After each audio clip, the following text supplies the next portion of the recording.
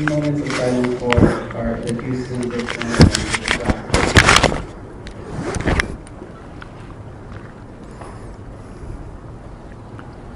Thank you. You may be seated. Se pueden sentar. En esta noche queremos también darle las gracias a los funcionarios electos que se encuentran en esta noche. To all the elected officials, we want to thank you for your presence. If you guys can please stand up so we can acknowledge you. We have Eric Robbins.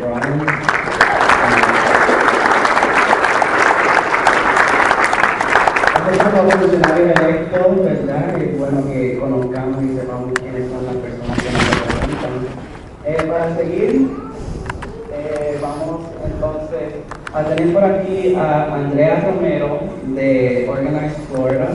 Ella va a estar diciéndonos sobre un poquito del Voter Restoration Act. We're going to have Andrea Romero with Organized Florida with some information on the Voter Restoration. Muy buenas tardes. Gracias a todos por estar acá.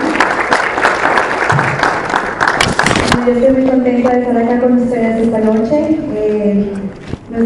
Yo trabajo para una organización non-profit también que se llama Organized Florida y nosotros también trabajamos muy fuertemente por los derechos humanos, por todo lo que nos afecta, ¿cierto? Entonces esta noche estoy acá como invitada para ayudar a recoger peticiones. Eso es para que podamos restaurar the voting rights, o sea, los derechos de votar, a 1.7 million personas de la Florida. Entonces, imagínense ustedes 1.7 million personas que no pueden votar en el estado de la Florida por felonías menores, ¿cierto? Estamos hablando cosas menores, no estamos hablando de cosas mayores. Eso simplemente es para las personas que tienen felonías menores y eso les prohíbe que puedan votar. Para explicarles un poco, en todos los Estados Unidos nada más hay 3 estados en los cuales esas personas no pueden votar y la Florida es uno de esos 3 estados. Entonces es muy importante que recojamos todas las peticiones. Eso es para poder colocarlo en la balota del 2018 para que esas personas puedan volver a votar, porque si pueden votar, entonces nosotros podemos hacer cambios de mundo, o sea, hacer la democracia, ¿cierto? Para eso estamos acá esta noche, para hacer valer nuestros derechos y para que nosotros podamos votar y escoger a las personas que van a de verdad apoyar a nuestro pueblo, ¿cierto? Entonces, para dejarles saber, o sea, necesitamos 1 millón, o sea, casi como 1 millón de estas peticiones. Estamos un poco cerca, pero todavía faltan 200.000 que toca recoger de aquí a diciembre, entonces faltan bastantes todavía. Entonces es muy importante que todas las personas de acá esta noche, si no han llenado una de estas ya, por favor, me busquen a mí, busquen a Vanessa se puede parar para que la gente te reconozca también. Y Michelle está también por acá. Okay. Entonces cualquiera de nosotros 3 podemos ayudarles. Recuerden que el gobierno es bastante grande, son 200.000 que tocan recoger de aquí a diciembre, y entonces así es como vamos a volver a ganar nuestra democracia en el estado de la Florida. ¿Ok? Muchas gracias. In English, they need 2,000 petitions. They need over 1 million, but they still need 200,000 petitions to get those rights restored, or at least to be on the ballot.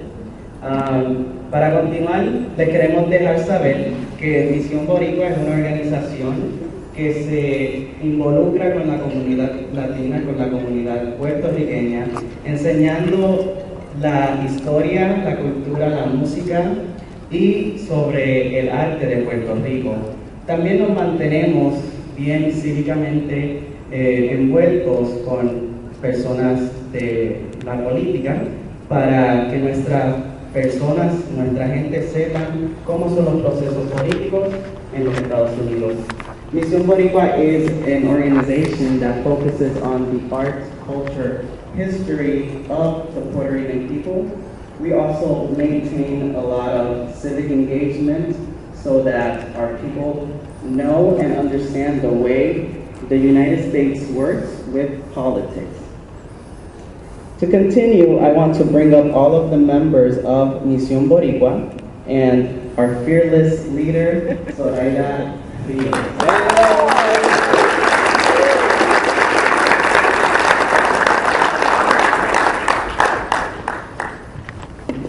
Gracias, Joshi. ¿Qué pasan todos los miembros, por favor? No somos muchos, algunos no están aquí hoy.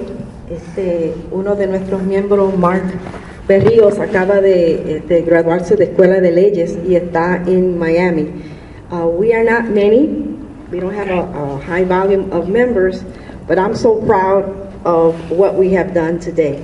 Please give them a round of applause.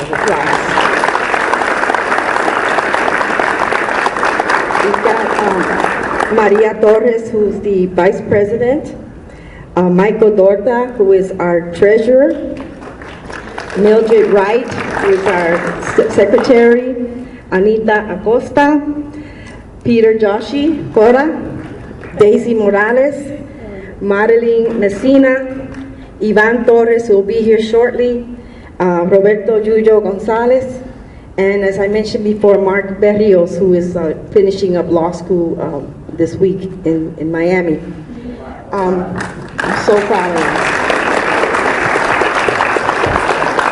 I want to just mention that there's a saying, and I want to say this to the membership, because we have worked so hard to make this event a possibility, that there is a quote that I often quote and I really respect. It is from Margaret Mead, who is an anthropologist, and she says, "Never doubt that a small group of thoughtful, committed citizens can change the world. Indeed, it's the only thing that ever has." So thank you.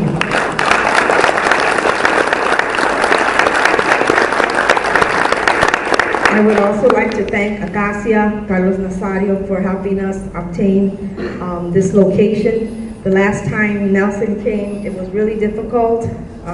Some of us who are really involved in the Puerto Rican community have a very hard time obtaining places to do our activities. And the last time Nelson was here back in 2015, he was at Politecnica outside. This time he's here in Asociación.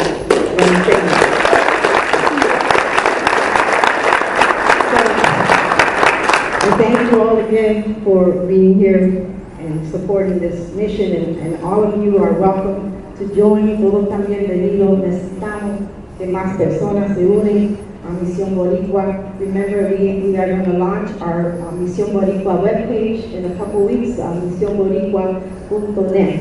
And we just finished our 3-month radio program with 10:30 La Grande. That was very successful, and we have a Mision Boricua page in Facebook in case you want to know more about some of our events and issues going on in the community. And the last I checked this week, we are getting over 20,000 hits a week in our Mision Boricua page. So we have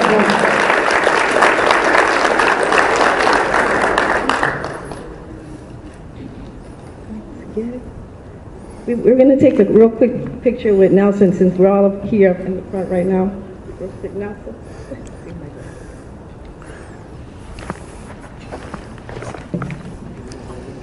I'm the least photogenic of the group.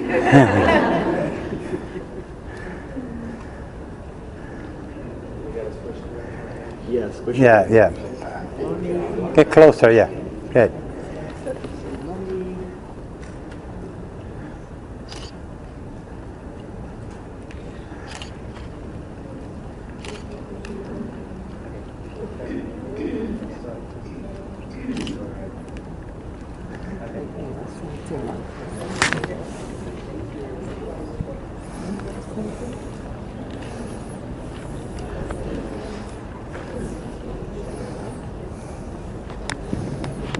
So, en esta noche pues vamos a oír obviamente unos temas muy, pueden ser touchy, ¿verdad? Pero estamos aquí por una razón y es la razón de aprender sobre la historia de Puerto Rico. Para aprender sobre nuestra cultura y para verdaderamente ver cómo podemos, ¿verdad?, buscar soluciones a la crisis que en estos momentos estamos teniendo allá en Puerto Rico. And we are here to really find solutions, to learn first of all about our history, about our culture, but really also to find solutions. And you know, at this point in Puerto Rico, there's really not a solution to the financial crisis, but there's always good ideas that can come from forums like these. Without further ado, I'm going to now introduce Zoraida so that she can introduce formally our guest.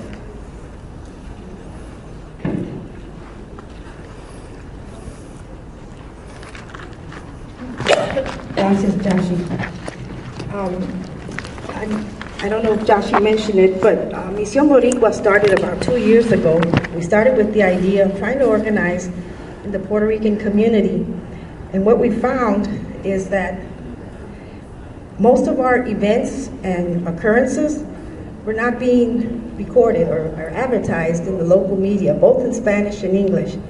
I do want to thank, though, the newspaper La Prensa and El Sentinel, Roxana, who is here, who did an outstanding job on announcing our event. They really did a good job. But as you can see so far, Univision and Telemundo is not here. And that's sad because this is a great event. Nelson is an honorable person, and we should have all the publicity. Channel West 2 News, Local 6, Channel 13.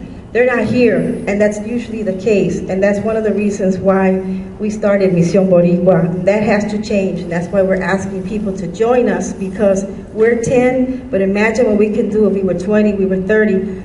We are forming a coalition with other Puerto Rican organizations because of some of the issues going on right now that there's just no other way about it. We have to all join forces.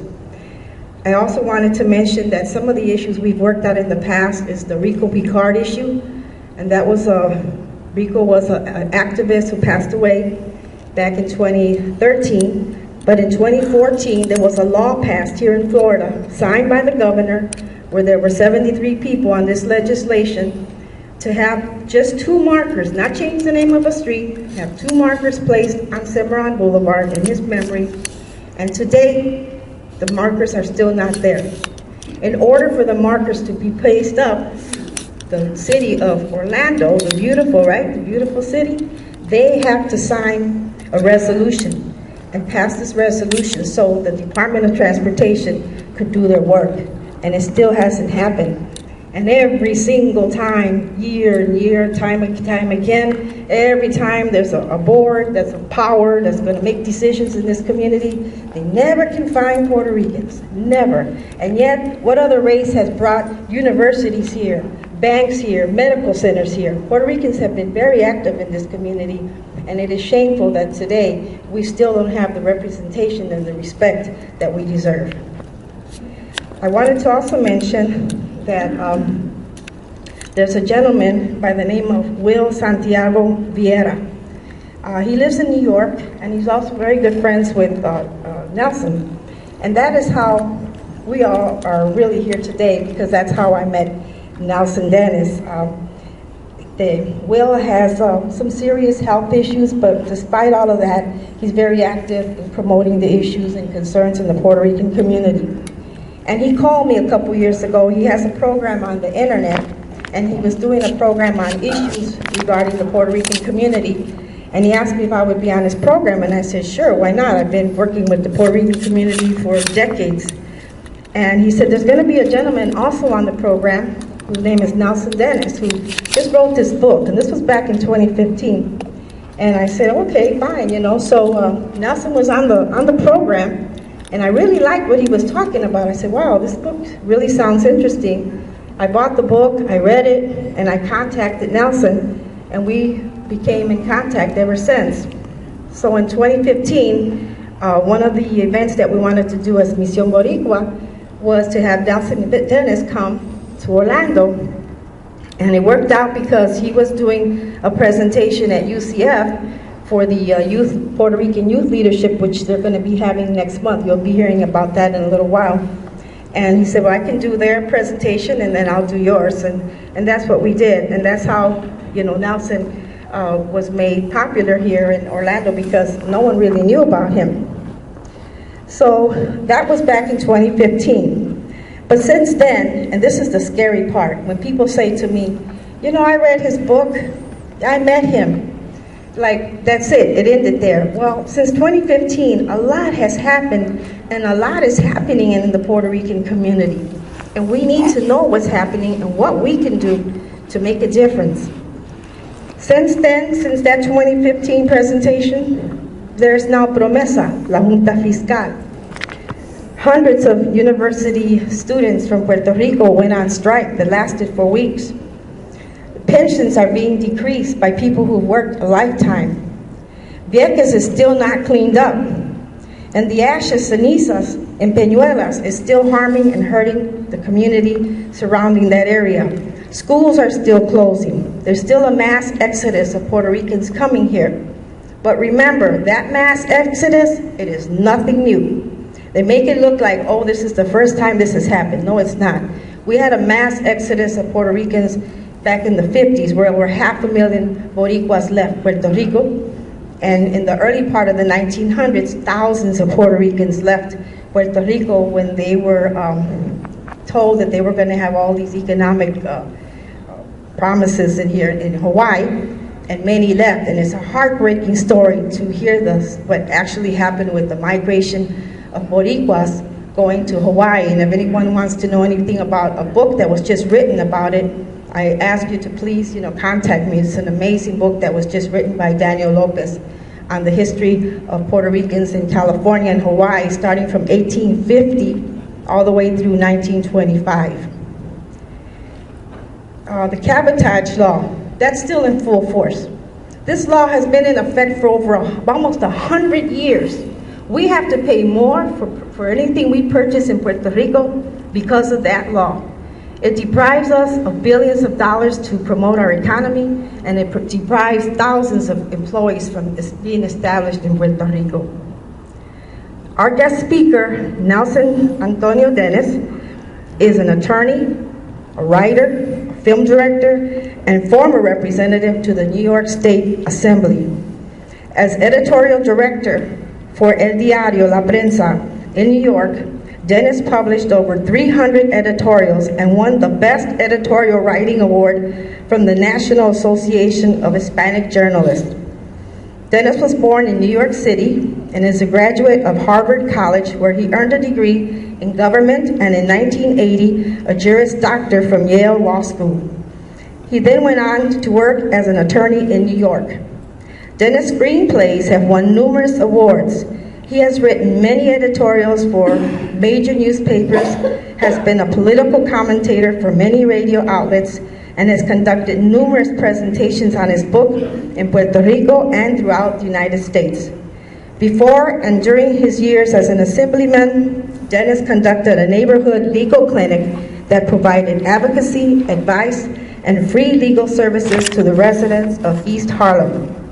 War Against All Puerto Ricans was published on April 7, 2015. The book has received many positive endorsements from major newspapers and magazines.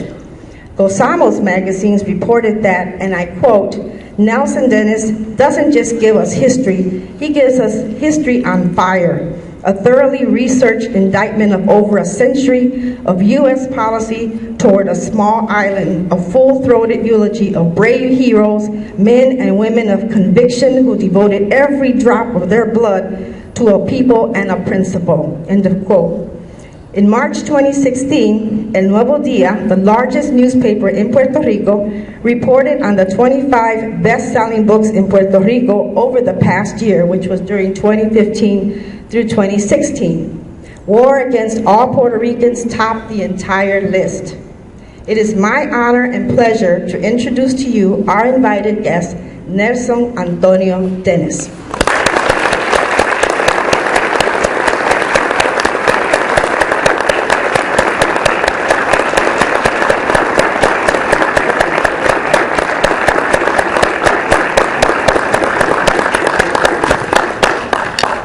Every time I hear some of that biography, it's very humbling, because it doesn't sound like the guy I see in the mirror when I wake up in the morning. It's a great honor to be here, and I really appreciate the invitation. And there's a history for me, as Soraya said, that I came here about 2 years ago, and there's just so much that's happened since then, and I think there's a larger context, and I hope to discuss that we could all discuss and share in that today. I also, as I look just in this direction, there's a sort of a melancholy, but there's a kind of a quiet joy. I'm looking at this mural, and it was told to me that it's almost like a Sistine Chapel in a sense. The person that painted it, maybe you all know, passed away 2 weeks ago. Does everybody? I didn't.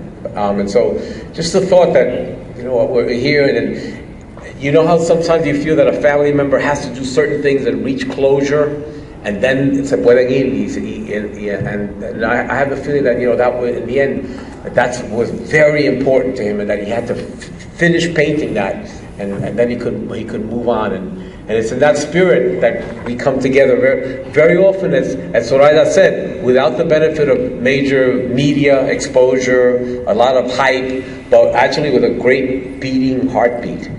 And that's the most important, is that powerful sense of that we're all in this whole planet, in this universe together, and that we share something really important, that we need to feel it and we need to do something about it. And so I feel that we're at that point, and I think that a lot of people are here in this room because we feel that. So within that context, I think that there's maybe three areas that I want to just illustrate, and I want to share with you. I wrote this when I wrote this. It was history for me. I made a point with the publisher, please, we need to publish this in April 2015, because that's the 50th anniversary of the death of Don Pedro, of Pedro Albizu Campos. And they did. That's one of the few things that they complied with. I argued with my publisher about a lot of things. And in the end, they saw that they severely underestimated, not so much the book, but the resonance of the book, the public for this book, how people will need to have this information. So the first part is the history of this book. The second part is that I'm going to sort of touch on is what's happened since then. For me, I wrote this as living history, but I didn't realize how immediate and graphic what was going to happen in Puerto Rico. I knew that there was a municipal bond debt, that we were veering towards an island-wide bankruptcy. I knew that there was legislation pending in Washington. But now we can all see how severe and how coordinated some of this is. So when one of the battles I had with my publisher was the title. No, Nelson, this is too graphic. I mean, what are you? I say, excuse me. These words were uttered by E. Francis Riggs, the chief of police of Puerto Rico. He declared the war against all Puerto Ricans after murdering 4 of them in the street, just because they were exercising their First Amendment right of expression regarding anything, and because that they were involved in an agricultural strike. But now the title actually has this added resonance, because it seems to me that it's that this didn't end, that there is an undeclared, and sometimes wars they're not fought with bullets and very openly. They're done by attrition, by ignoring people, by aggressing on them, by letting someone starve to death quietly and off in a dark corner. So the second piece of that I'll touch on is how is this war being waged now? Are people aware of it, even as they're doing it? And the third is what I think there's some expediencies, there's some things that can be done, and I think Gail Orlando is in a very critical, very centrally located, literally position in this. So let me I may be going over some old ground. I see many familiar faces, but let me just share some of the history that I think that is actually pertinent today, that comprise this book. Los Estados Unidos entraron en 98, and they went in to give the benefits of enlightened civilization, according to General Miles, when he went into Puerto Rico and he hung the flag, Old Glory, up in the Ponce Town Square. He said, we'll come here to help you, to protect your property, to give you the blessings of our enlightened civilization. Within a very few short years, those blessings were hard to enumerate. The very next year, in 99, Huracán San Ciriaco, the worst hurricane in about a century, decimated the Puerto Rican agriculture. Almost 50 million pounds of coffee were lost. The United States didn't send any meaningful hurricane relief. Instead, the following year, what they did is they devalued the Puerto Rican currency. which was roughly equivalent to it was based on the Spanish peso, which was roughly equivalent in buying power to the American dollar. But they devalued it by 40%. If they did that here in this country would cease to exist. You just think about small dislocations, well, I mean, major tragedies, but the World Trade Center, or not the horrible things that was happened in Texas. Well, think about the national disaster of a 40% property devaluation, where you have 40% less and all your debts are 40% higher, where everything has been taken away, 40% of everything that you own. They did that in '99, and then the following year, through the Hollander Act, they created, they being the United States Congress, a steeply graduated set of property taxes that had never existed in Puerto Rico before. So you have a hurricane, currency devaluation, property tax hike. Puerto Rico was like the Naomi Klein shock doctrine. These immediate shocks come into Puerto Rico all at once, and this is in a time in 1899. People. Now we have worldwide communication, instantaneous social media communication. Imagine the lack of communication that existed between Puerto Rico and Puerto Ricans in La Isla and this country at large. Puerto Rico has been historically separated by an ocean, a language, technology, and 400 years of Ibero-American history. What happens, many people compare it to Macondo, and I think that's an apt analogy, because very often, and I say that in this book, what happens in Vegas stays in Vegas, but what happens in Puerto Rico never happened at all. And that's why here in Orlando, I think there is a pivotal role to be played. But let me continue on the history. The United States, under those circumstances, the farmers, 80% of the economy of Puerto Rico at that time was agriculture. It's now 1/100th of that. 0.8% of the Puerto Rican economy now is now agriculture. There's been a radical dislocation. And how did that happen? Well, for one, the United States, because the farmers were desperate for liquidity, they had no cash, had been taken out of their pocket. They were reeling from a hurricane. They were taking property taxes from them. They needed immediate liquidity. The only place they could go was appropriately called the American Colonial Bank. That was the name of it. You can't make this stuff up. American Colonial Bank. You go and it was like Phil Rizzuto at the money store. Come on down. No problem. We'll take it. And they we'll use your farm as collateral. No problem. Here it is. So they give them a little money, knowing full well that they were going to default, because they didn't want the loans to be repaid. They wanted the collateral. They wanted the land. And within 30 years, roughly 75%, over 3/4 of the Puerto Rican, the arable farmland in Puerto Rico was owned by North American banking syndicates. 4 of them alone, Fajardo, Aguirre, Guanica, East Puerto Rico Sugar, owned half. So half of about almost 80% is 40%. 4 corporations, 40%, each owning 10%. There's a movie that was called Dude, Where's My Car? Well, they're like, dude, where's my island? I mean, how did you come in here? Under what legal pretext did you come here to say you're here to protect my property, my well-being, the benefits of enlightened civilization, and 30 years later, you own the land under my feet? Well, and they continued. They took the land, so now the people that were owning the land were working on the land for foreign owners, for absentee landlords. Oh, but in addition, you have now been made a U.S. citizen in 1917 through the Jones-Saffron Act in March 2 of 17. Exactly 1 month, because in April 2, Woodrow Wilson delivered his declaration of war to the U.S. Congress, and 18,000 Puerto Ricans were conscripted to the U.S. Army. So they were good enough to be citizens to fight. Y él lo decía, Don Pedro, muchas veces, they were good enough when it comes to fighting. Puerto Ricans are the best. You know, sign them up. That son of a bitch, boy, we want you. Uncle Sam wants you. But when the fighting is over and the dying is done, you come back. That's the things that suddenly change. Those Puerto Ricans came back and thought, well, okay, we earned something, we paid our dues, we're American citizens.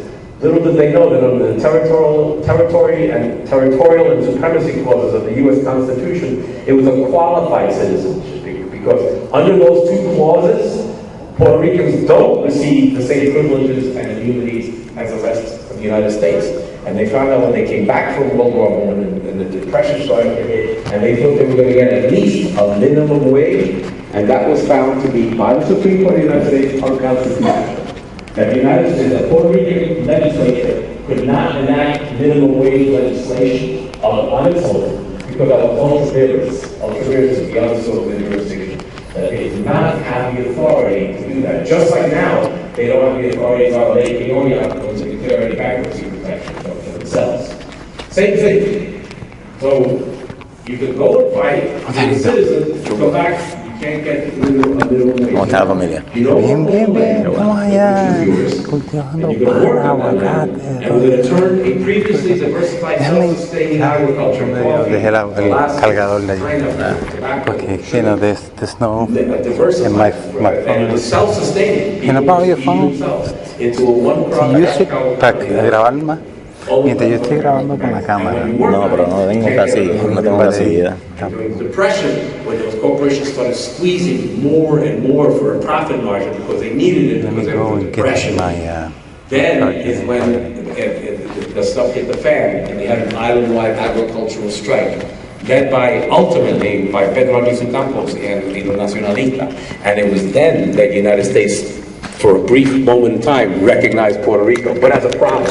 Y fue Don Pedro que said that the only way that the United States sees us is when we become a problem. We need to become a problem. And that's exactly, if you noticed, about 2 years ago, there was a lot of media about Puerto Rico because it was a problem, because we have to pay this debt. How are you?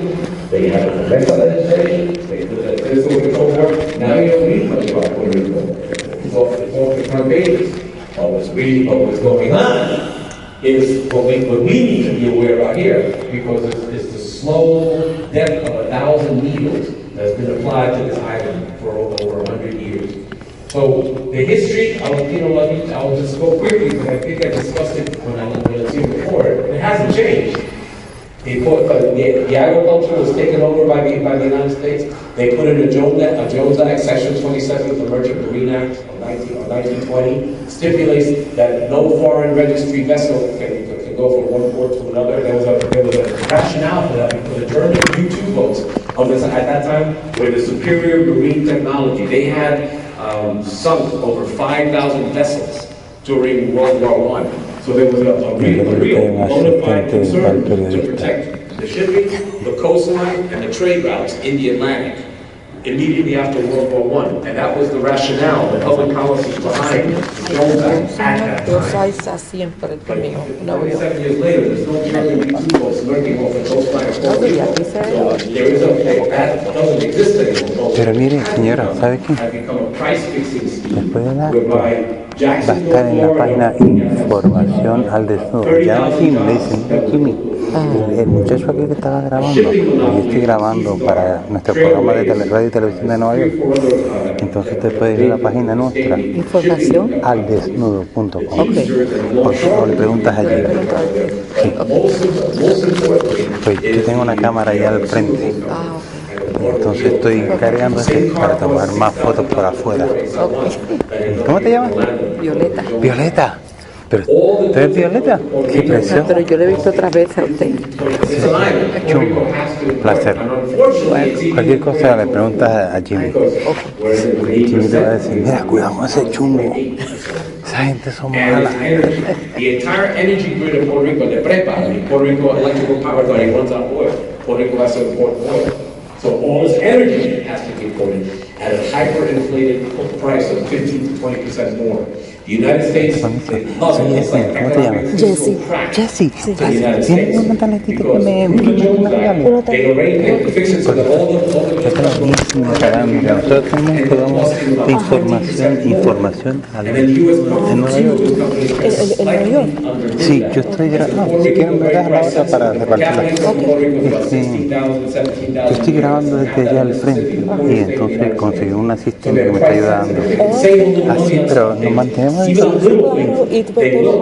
intercambiamos. ¿Ok? Aquí trabajo con un hombre que se llama Denis. Me suena. Siempre tiene gafas. Siempre está aquí, pero... Gracias. This stranglehold on the Puerto Rican economy under the Jones Act, which existed for 97 years since 1920, is costing Puerto Rico. There's been several studies that you can go, and they have various the ranges, but anywhere from $3 to $5 billion a year. You take the lower amount, 3 times 97, that's still slightly less than $300 billion. I think it's $291 billion. So then you would have paid this so-called public debt of Puerto Rico 4 times over. So if it weren't for the Jones Act, this debt of Puerto Rico wouldn't exist. So entonces, ¿de qué estamos hablando aquí? What is this debt we're talking about? The per capita debt in the United States, if you add the federal and the state debt, is about 4 times more per capita than the per capita debt in Puerto Rico. We owe an enormous debt to China. So this number about that taps into a larger mythology of this long beach, and Puerto Ricans just lie down on that beach, and they hang out, and they get the food stamps, and they're in this little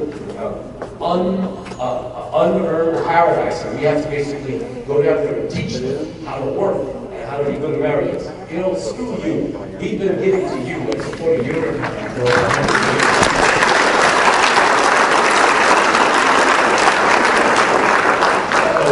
But I know, it gets worse. So I'm gonna go back to New York.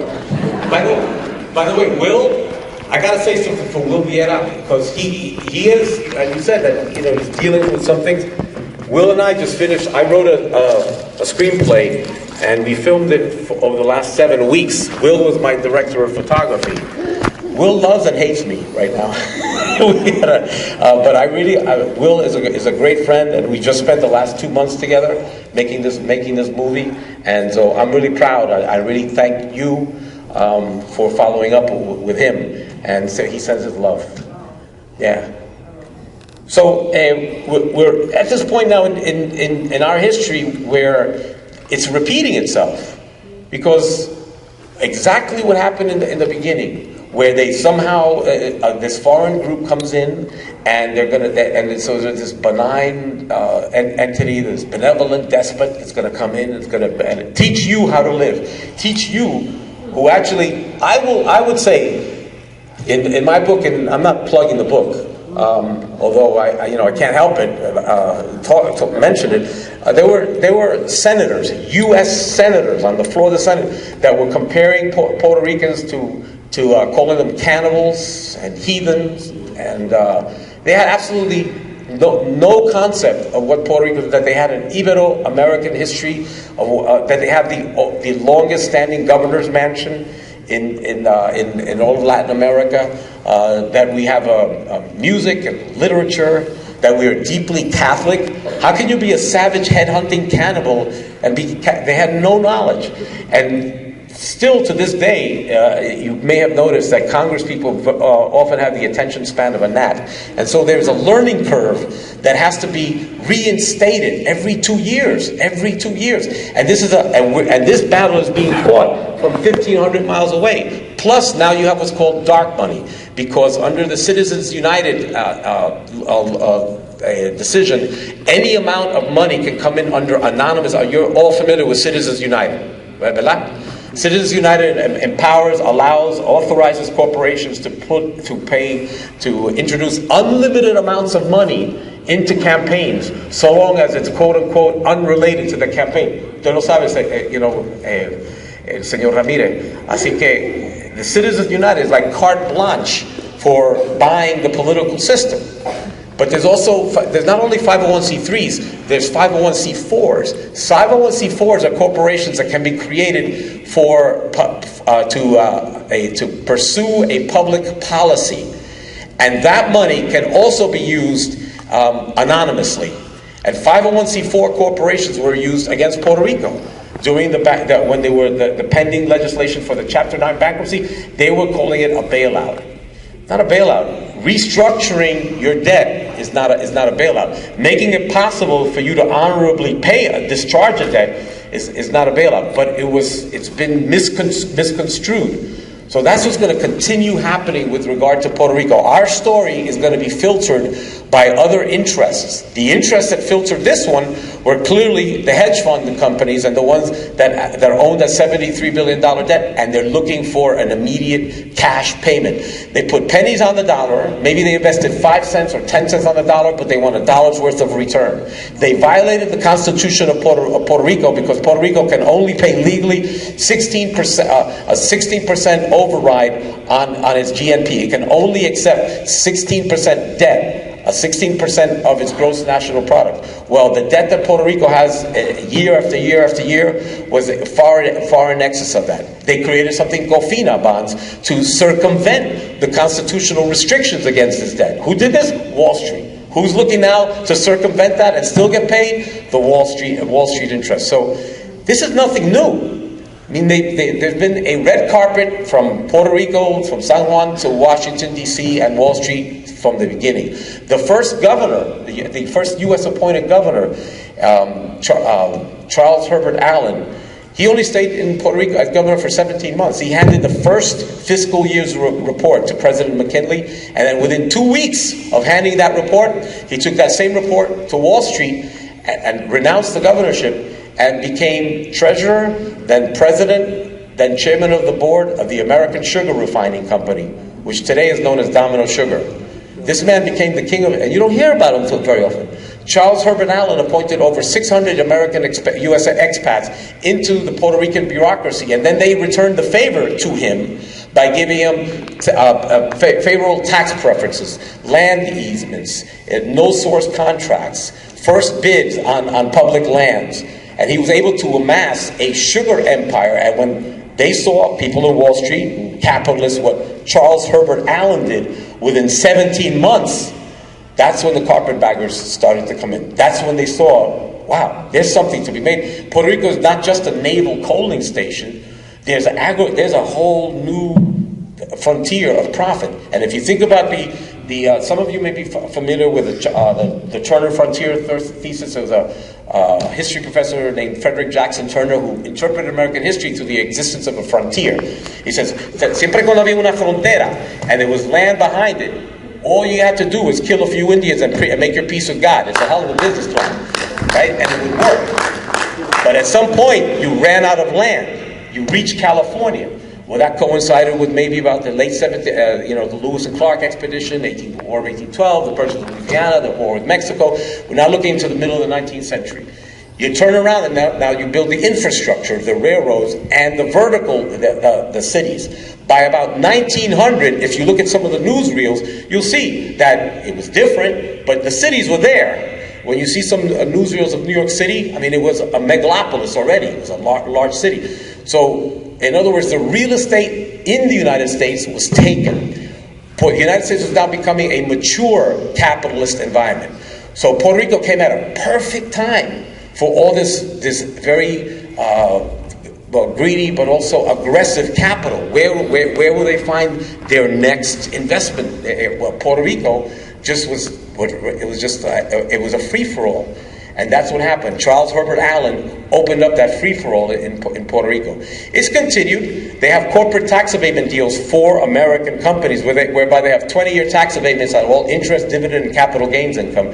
That's what they call la 936, IRS 936. And the pharmaceuticals, to their credit, they gave employment in Puerto Rico, which was very important. But what they don't do is they don't repatriate their profits. So it becomes a continuing cycle of boom and bust, because when the 20-year tax abatement deal expires and the corporations leave, they just look for someplace else because we don't have the tax break anymore. Then everyone suddenly goes unemployed. That's what happened in Puerto Rico in 1996 when it expired. And so, no, I'm sorry, 2006. So at that point, where we start to realize that we have been made utterly dependent on the United States.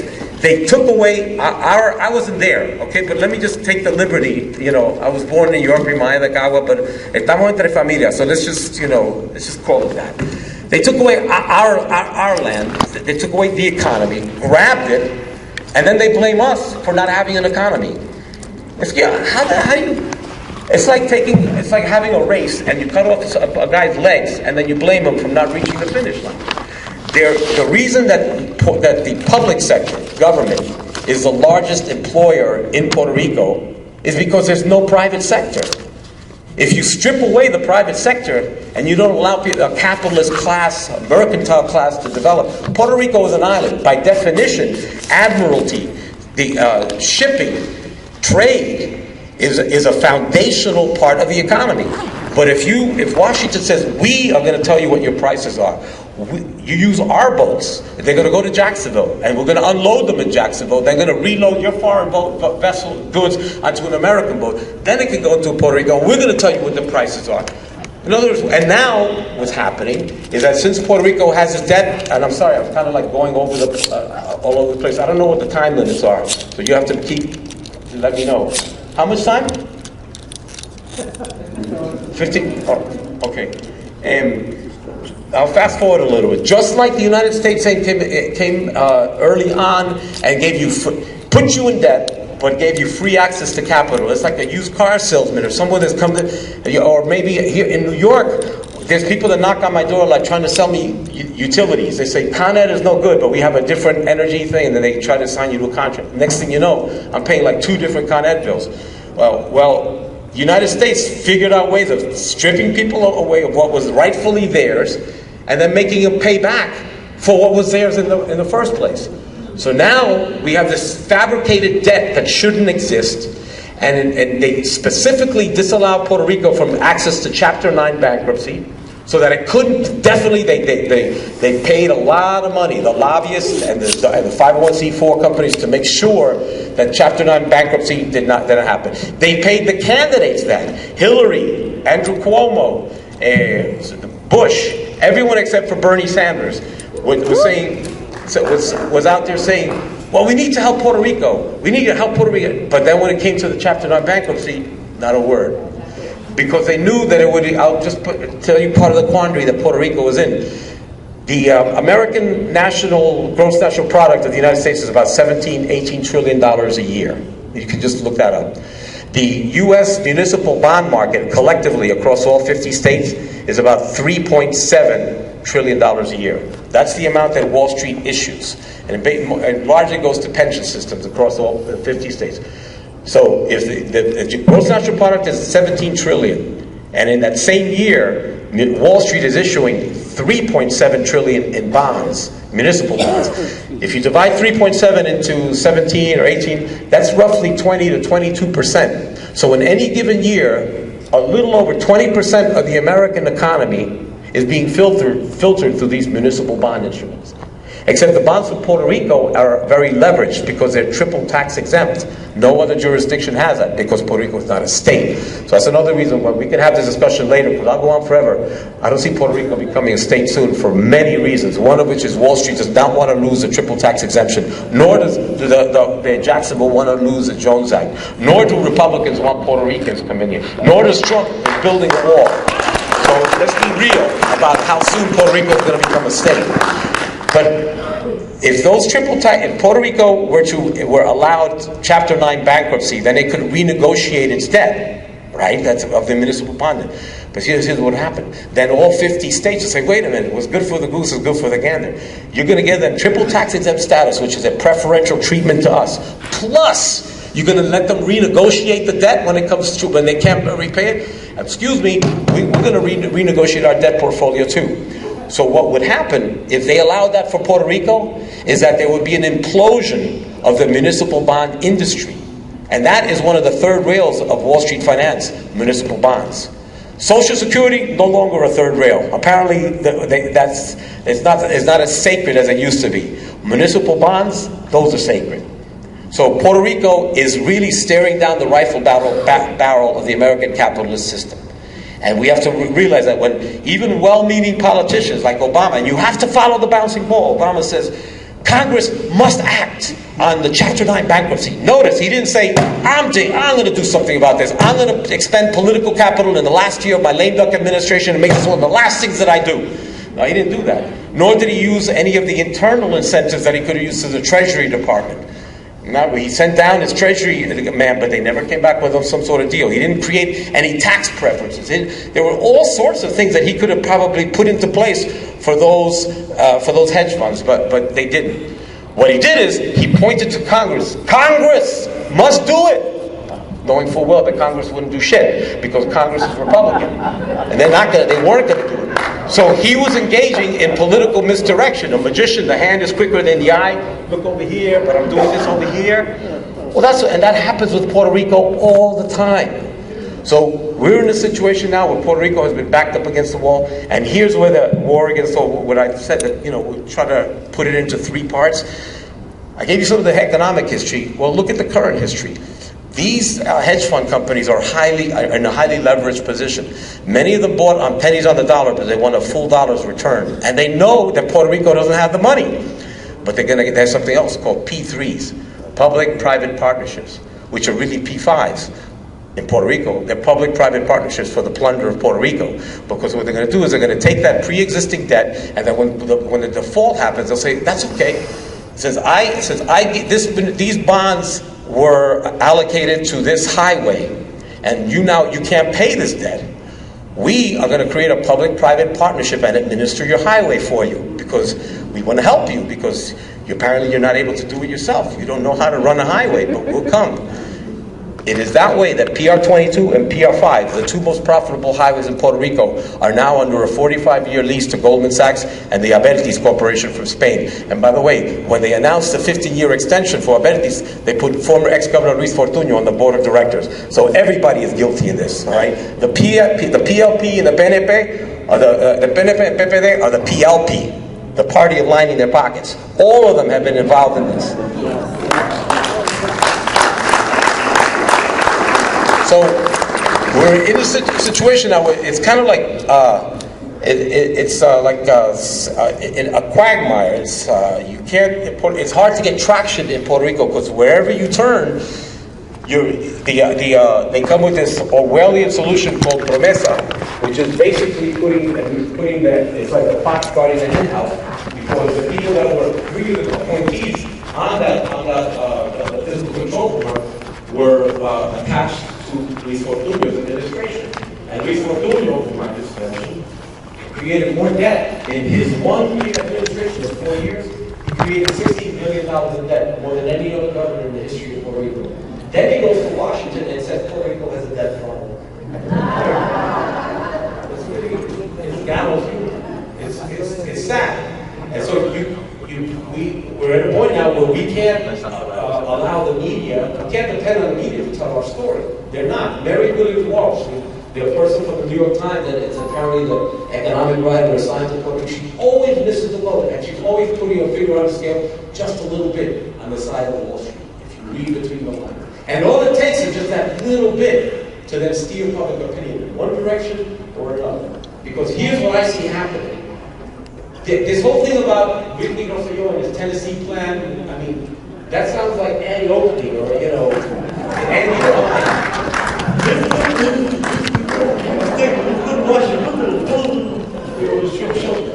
But maybe he's not as stupid as he looks. Because again, they misdirect. While they go on all about that, they're not talking about states or this and that, they're quietly converting Puerto Rico into the land of public-private partnerships. They're privatizing the entire island. They're taking over the pension system, the hospitals. They close over 200 schools, the highways, prisons. The entire public infrastructure in Puerto Rico, even the beaches, public beaches now are being discussed in terms of privatization. So, what's the point of even saying, if the United States owns the island, if they own it through public-private partnerships?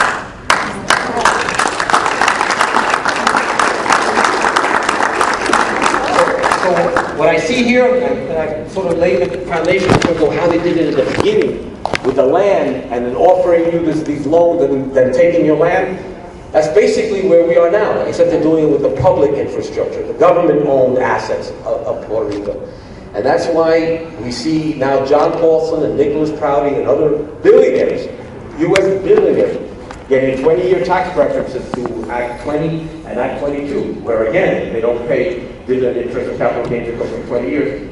Puerto Ricans are being hit with 11.5% in sales taxes, gasoline taxes, electrical rates are going up. They're scheduled to the electrical rates double over the next 7 years. You may know, and if I look at my tip, New York City, I pay about 9 cents per kilowatt hour for my electricity. Puerto Ricans are paying, and Puerto Rico are paying about 25, between 25 and, depending on the year, 25 to 30 cents per kilowatt hour. They're paying 3 times as much, with a 16,500 per capita income, with the Jones Act on top. See, when the American public isn't fully aware, it's not really Puerto Rico or Puerto Ricans versus the United States, even though they try to put it to position it as. It's a class thing. It's this little 1% or this sliver of 1% that's getting over on everybody else. And even the American taxpayer is getting hurt by this. Because what's happening is they're paying their taxes for transfer payments in Puerto Rico. Okay, yes, there's food stamps. Yes, there's such public assistance. And yet, we are paying through the Jones Act and the hyperinflated profits more than what the Puerto Ricans receive. But what the larger American public doesn't understand is that this tax money that they're giving, which then makes them a little resentful and makes them very, how should I say that? They're very open to racist commentary about us because they don't understand what's going on. What they don't understand is this money that's still going to Puerto Rico is going in one pocket in Puerto Rico.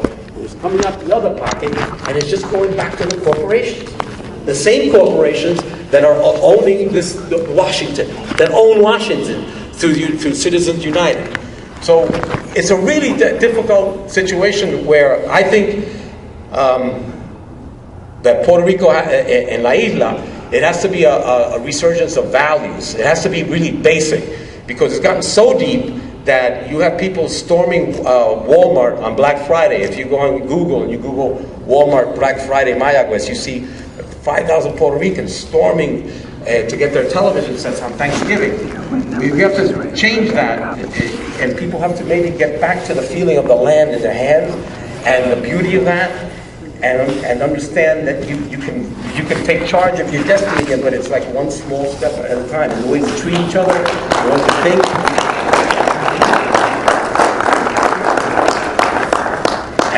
But when those granular, organic changes happen, it's really difficult. It's like, you know, if your concrete, when grass comes, it can crack concrete. You can see that the little plants can crack, but it has to be on that systemic and basic human level in Puerto Rico. But let me end with something for here, I think, and I think this is where Orlando can, play a really important part. If you remember in the 50s, the Jim Crow laws, and we could not, even though there had been a civil war, even though African Americans had participated in the world wars, they were still being discriminated severely. They were still being killed. And we had the civil rights marches. And in those civil rights marches, many different, Charlton Heston, Marlon Brando, in addition to Harry Belafonte and Ruby Dee and Ossie Davis and Sammy Davis Jr., who hung out with Richard Nixon, he still went on the front lines of that march. So why don't we do, but I don't think it's a march on Washington, because Washington isn't responding. I don't see Washington as the answer. But I think that Orlando, and I've said this before, but I think now you see that the rationale that you can't count on, so you can't count on the media, you can't count on Washington, but we can count on ourselves. I think, I said it before, but I say it with even more firmly now, there should be a march from Orlando to Jacksonville. A march from Orlando to Jacksonville regarding the Jones Act. And in that, remember what happened in Vieques? Vieques for 62 years, bombardeo. But then just a few things happened, and it started to release more energies. One of the terrible things was that a civilian was killed by a bomb. That was like el colmo. That was like the last straw. But we need to take those first steps. And I think if you start on that energy, we're going to do. This is where we're going. Jacksonville is a problem. We need to change the Jones Act. We know you're not going to make us a state, so don't bullshit us, because it's not going to happen. It's not, and I could go. It'll be another 20, 30 minutes. But you were driving me over here, Josh, and I, talked to your ear off about it. La independencia apparently is going to only happen, it seems to me, as I said, if it comes in one of two ways. At the point of a gun, which I don't think we would lose. I don't think that an armed insurrection against the United States perhaps, that kind of resistance is important, but I think it's more the granular, the organic, it's almost the spiritual one. But wouldn't it give spirit to people on Puerto Rico if they see all the people, especially the ones that had to move here over the last 10 years, having this very organized, passionate march from Orlando to Jacksonville? And here's something it'll do too.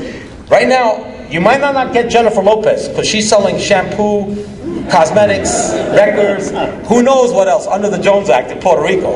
So maybe you might not get J-Lo. But we were listening to Mark Anthony, weren't we?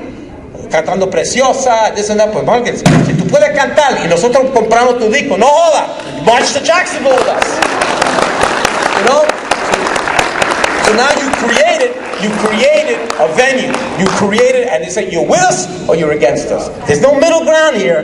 This isn't about, independence will never happen. No, it's a simple thing. This doesn't make sense, this Jones Act. There's no one can disagree with this. So you either march with us or all you're about is making money in Puerto Rico, selling your records, and you're full of it. So I really believe that, and that this is part of my mission to come here, that I think that you are in a position, all these energies and all this wonder, where can we go? What can we do? Where, the step of 20 miles starts with the first few steps. So I think that it's a very constructive and it's doable.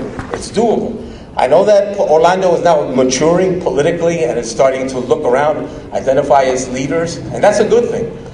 But sometimes that leadership just and put in the Bronx, not far from where I live, sometimes it looks like a plantation, banana plant. You have like 5 families that keep re-electing themselves, and the sons and daughters, and it doesn't. People start asking themselves, "Am I being really represented?" Yeah, there's 10 Puerto Ricans in there, but yeah, there's like almost 1 million Puerto Ricans in this borough, and things haven't gotten better. So I'm not putting that. I'm all power to the political structure and the politicians, but don't wait for that.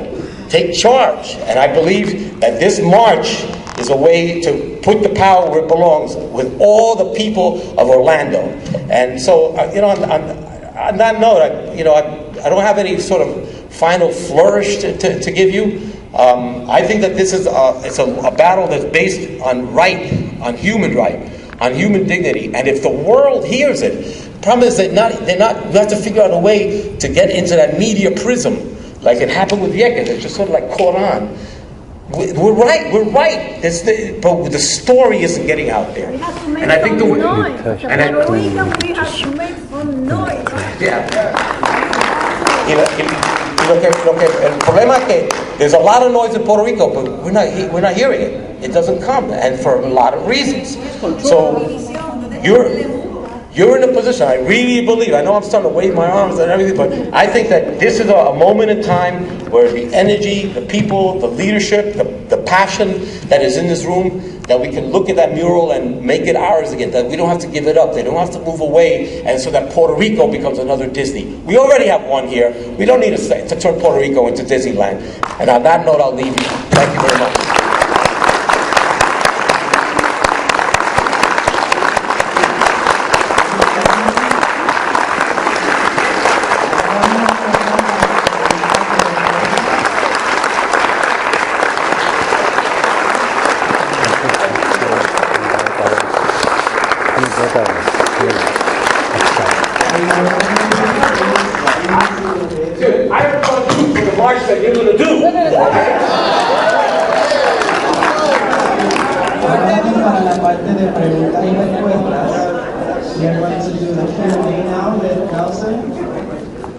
Ahora tú puedes hacer tu pregunta, decir lo que van a hacer. Dile, anuncia tu. Van a tener solamente 1 minuto para contestar, para hacer la pregunta. Entonces, para que Denis pueda abarcar en su respuesta. You're going to have only 1 minute for the question so that Denis can expand on the answer. Hey, Nelson, you're amazing.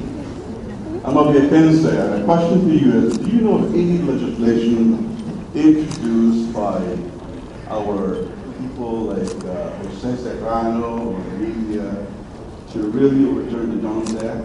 I mean, have they done anything of that sort in the congressional Hispanic caucus? No. But I smile for another reason. Why not? No, it's not. The one legislation that was introduced specifically in relation to Promesa and the Fiscal Control Board is really amazing. I think the guy's name is Graham Young. He's an alt-right congressman, freshman congressman who apparently didn't know the way things work. So in the innocence of he's a libertarian. He gets like 100% rating from the most conservative think tanks. 100%. I wrote about it in my book at waragainstallpuertoricans.com. And if you give me your email, I'll give you my card. I'll send you the article that I wrote. The amazing thing is that this guy's a Republican, and he's like the alt-right, like Breitbart type of Republican. He's like way out there, he's a libertarian. But he came up and said, look, if we're trying, and it makes sense that he just applied with the innocence, simplicity, and clarity of a child. He said, well, if we're trying to help the Puerto Rican economy and allow it to revive so that we don't have to keep giving them money and bail them out, we need to help make them self-sustaining. And so he said, we should put an amendment into the Promesa bill that eliminates the Jones Act in Puerto Rico so that their economy can flourish. It's like a no-brainer, right? So Jim Young, the chairman of the Natural Resources Committee, which wrote the Promesa legislation, the way they dealt with that was very telling. He declared it, and then he tabled it immediately by declaring it with this one word, non-germane. He said, this is non-germane to the bill. So with that, that's a very glaring admission. So he's saying that the development and the self-sustainability of the Puerto Rican economy is not germane. That's not what this is about. He said it. So then what it is about is that Promesa is just a credit collection agency for the hedge funds. That's all that it's about, right? And to continue subjugating, and as it turns out, Jim Young has some of his people that pay him a lot of money that want to open up hotels in Vieques and Culebra, right? That's what he's about. That's what what it's coming down to. The fact that it was tabled immediately as non-germane, and the fact that it came up with this rabid right Republican guy, it was a guy who proposed the bill. It just tells me a lot about the sort of the internal architecture of Congress and the way they're thinking and what their real priorities are and who's paying for these laws and these bills. Because to me it's very clear that Promesa was a bill that was bought and paid for. It has nothing to do with helping Puerto Rico. And just consider this too, that the Sanchez Valle versus Puerto Rico decision, in that decision, the Solicitor General, meaning Obama's lawyer, the same Obama, look, I voted for Obama. I think, I think the world of him. But I don't think he was a great friend to Puerto Rico. Yeah, he let Oscar go in the last couple of weeks, but that's actually kind of a good. That's like in drama, it's known as a doorknob exit. You say whatever you do, but in the last moment, with your hand on the doorknob, you give one closing line, and so they'll remember you that way. But meanwhile, when it counted, with the Chapter 9 bankruptcy, there was nothing there. And he sent his Solicitor General in the Sanchez Valles case to argue that Puerto Rico continues under the territorial supremacy clause of the United States to be a territorial possession of the United States. That was the argument that was made by the executive branch. In that same week, it was accepted by the judicial branch, the Supreme Court. They agreed, 5-4 decision. In that same week, Congress passed the Promesa bill. So tell me the things that, sometimes government doesn't work, right? Sometimes, and so how do you get a result that is so coordinated where you have the president enunciates it and says it, Puerto Rico is a possession of the United States. Supreme Court lays down its decision, and within 3 days, the Promesa bill is signed and sealed. That was some good move, but in my view, that was all bought and paid for. Okay, next question. Yeah, hi, my name is Edwin Chungo Molina. I'm part of the InformacionAlDesnudo, which is the radio and TV program from New York City. And I thank Nelson for being here because Nelson was part of that live transmission where in 2016, last year, we was able to transmit live for the first time. in the history of the world. The whole 7 hours of the Decolonization Committee hearings that you could find it in our webpage, InformacionAlDesnudo.com, and also Nelson was one of the closing speakers of the live transmission. This September 19, all Puerto Rican diaspora in all the United States and Puerto Rico are mobilizing to the United Nations. The September 19 will be the 72nd General Assembly of the United Nations, and it's been 36 resolutions approved by the Decolonization Committee, and the mobilization is to implement this 36 resolution, because 35 already went to the garbage, and this 36 we want the United Nations to implement it for the decolonization of Puerto Rico. And Nelson, we thank you so much, and we invite you as a guest speaker at the September 19 in front of the United Nations of all that rally of the Puerto Ricans.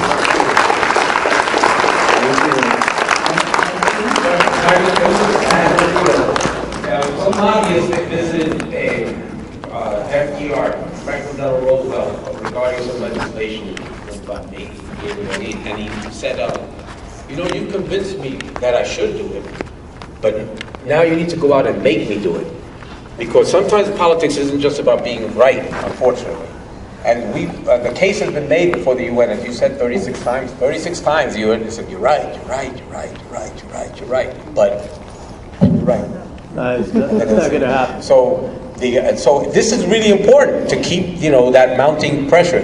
But I still believe that the way that people respond to this, to their pocketbook, and that's why I think that the Jones Act, which is at the core of right now, I believe at the core of the Puerto Rican economy, that it affects everyone, and it would create 30, maybe even 50,000 jobs if you include the ancillary industries.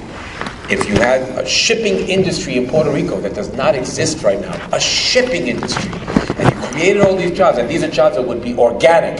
They wouldn't depend on Pfizer pharmaceutical or anything. They would be rooted in Puerto Rico, in what it is geographically, in an ocean.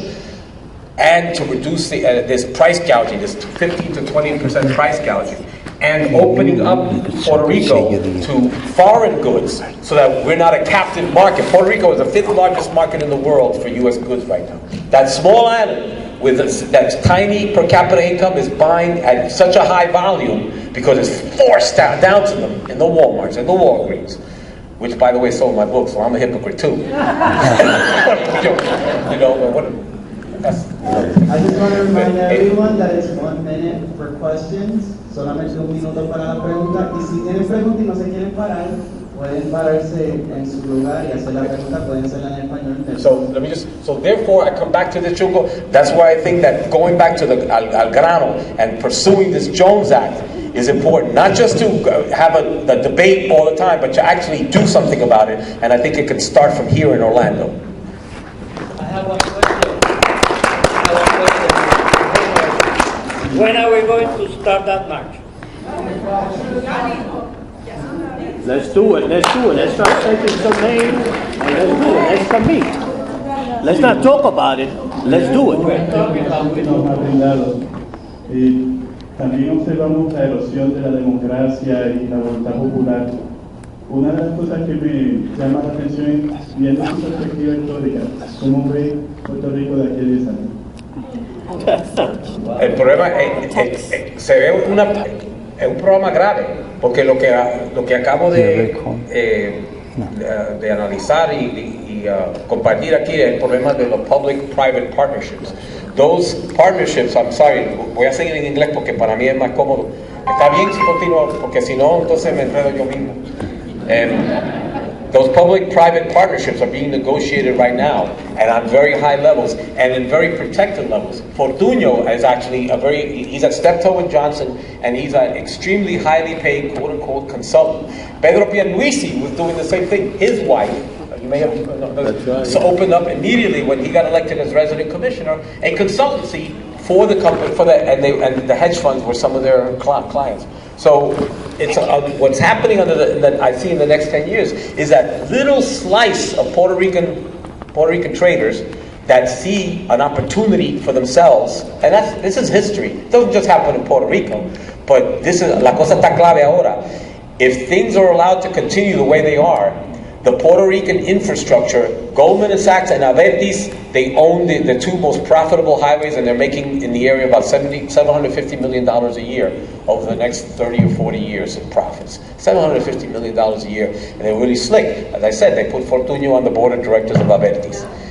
It's gonna be like that. And then the Fiscal Control Board has Fortunio acolytes on the board.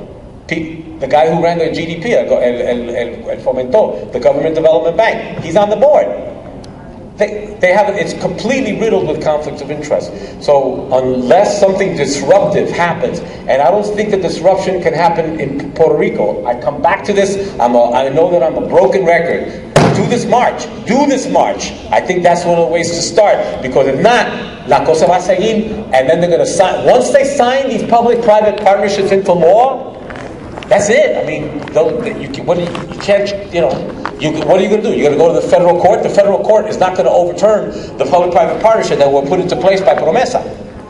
So I think we need to move.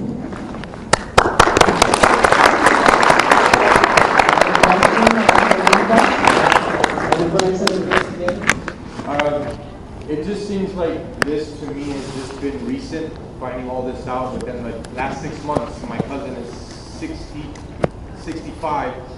She didn't know a lot of the things that's in your book. A lot of people still do not know. When I go on Facebook, friends, family, people around the street, they still don't know.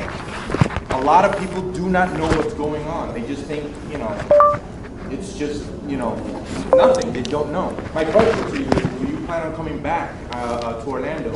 A lot of people are still just starting to wake up right now. This is the first time I've ever seen anything like this that has anything to do with my country that I feel like I'm not a part of. But that's my question. Do you plan on coming back? I mean, I know there's still a lot of people who do not know, and I'm very positive that if they do find out, then there will be more turnout.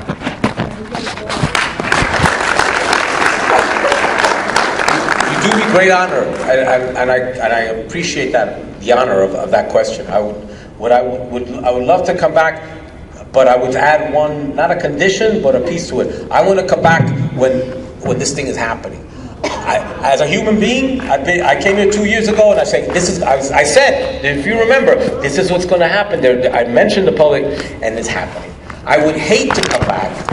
La cosa, ay bendito, la cosa está mala.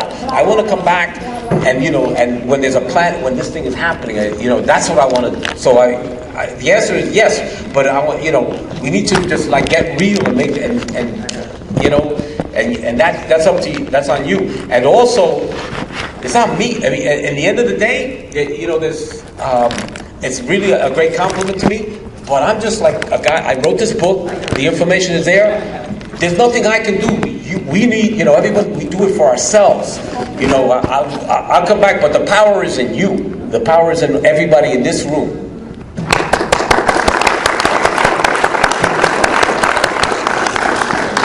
Thank you for being here tonight. I watched you on one of the news anchors. I don't remember the actual channel, but you were with Jose Serrano, and you were discussing the same thing. He had mentioned that he was able to get 1 million pages of the federal government that was, or the things that they were doing to Alquisu Campo. Whatever came of that. And the other thing is, we seem to have groups, and so we are discombobulated. We have one group here, we have one. We really need someone that will kind of be an umbrella to these groups, because unless we have someone, we are not going to get anywhere. So we kind of need, you seem to have the passion, you seem to have... but that's the danger. No, it has to come from here. No, wait, no, you're absolutely right. It has to come from us. But we always need a leader. someone has to lead. And it's humans. I'm not saying it's Puerto Ricans. As humans, we need a leader. You have the platform. I mean, I've been very vocal on the platform. I don't have a voice. But you know, you have a voice. I'm willing to follow you and, you know, make that voice be heard. But we need someone, like he was saying, come back. We need someone that's going to say, be here at a certain time, a certain day. This is what we're going to do. Because having all these little groups... I got to tell you something. Soraya told me I had to be here, and I came.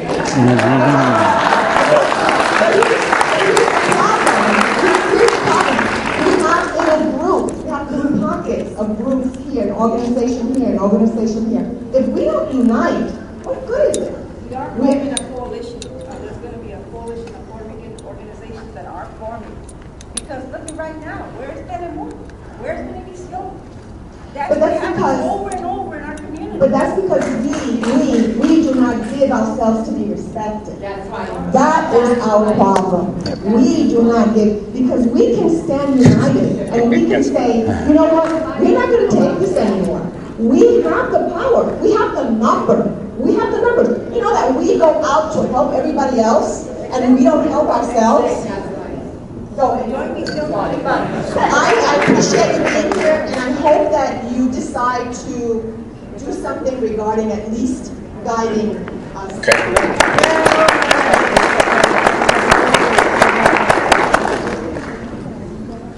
I am very grateful that Zoraida invited me to this event. The moment I saw your book, the title, I concur 100%. I battled an evil system in Osceola County for 10 years. 10 years, I never gave up. I didn't like the election system, and I decided to change. And I found people. It took me 7 years to go to your college and get my degree. But I knew the only right act of 1965 was immediately to Section 2 and Section 5. And embrace it. It took me 10 long years battling the system. We filed a lawsuit in the U.S. District Court and we prevailed.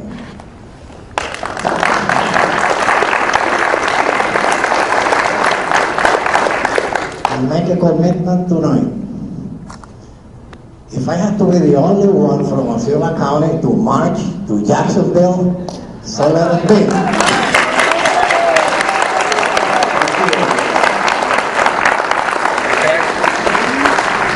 That means a lot. I'm sure that you know much better than me. Senor Armando Ramirez is the chief clerk of the circuit and county courts of the county. And so when you make that commitment, that's something that people will listen to. So thank you.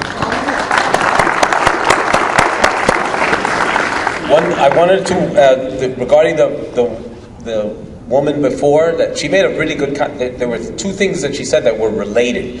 She mentioned it was 1.8 million pages of carpetas that were released in the year 2000.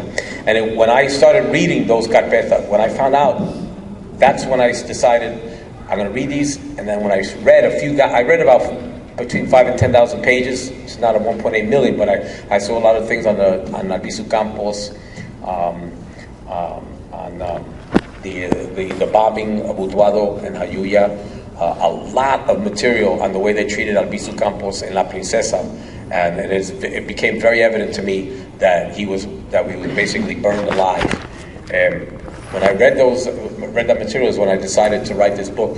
But there's a connection between those two, because they were collected on over 100,000 Puerto Ricans over a period of 5 or 6 decades. And the way that they did it, this was the FBI. How do you get people on a small island? And this started in the 30s and 40s. At that time, the population was about between 1 and 2 million. How do you get? That's a very large percentage of the island. So in this room, that means there would have been maybe about 10 chota there will be about 10 in Puerto Rico. But how do you do that? At least.